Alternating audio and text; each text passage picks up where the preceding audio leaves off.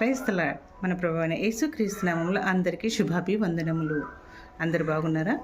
మన తండ్రి అయిన దేవునికి విరోధంగాను, ఆయన వాగ్దాన పుత్రులైన ఇశ్రాయేలు జనాంగానికి విరోధంగాను ఒక శత్రు జనాంగము లేచి మన తండ్రి అయిన దేవుని యొక్క వాగ్దాన పుత్రులైన ఇశ్రాయేలు జనాంగాన్ని భూమి మీద లేకుండా బొత్తిగా నాశనం చేయవాలని ఒక దురాలోచన కలిగి ఉండగా, మన తండ్రి అయిన దేవుడు శత్రుమూకల్ని ఆకాశం కింద ఉండకుండా బొత్తిగా నాశనం చేయ వరకు తరతరాలు వారితో యుద్ధం చేస్తానని సెలవిచ్చి ఉన్నారు.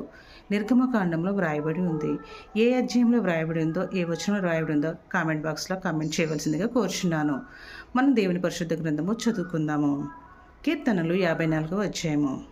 దేవా, నీ నామమును బట్టి నన్ను రక్షింపుము, నీ పరాక్రమమును బట్టి నాకు న్యాయం తీర్చుము. దేవా, నా ప్రార్థన ఆలకించుము, నా నోటి మాటలు చెవిని పెట్టుము. అన్యులు నా మీదికి లేచి ఉన్నారు, బలాఢ్యులు నా ప్రాణము తీయజూచుచున్నారు. వారు తమ ఎదుట దేవుని ఉంచుకున్నవారు కారు. ఇదిగో దేవుడే నాకు సహాయకుడు, ప్రభువే నా ప్రాణమును ఆదరించువాడు. నా శత్రువులు చేయు కీడు ఆయన వారి మీదికి రప్పించును. నీ సత్యమును బట్టి వారిని నశింపచేయుము. స్వేచ్ఛార్పణలైన బలులను నేను నీకు అర్పించెదను.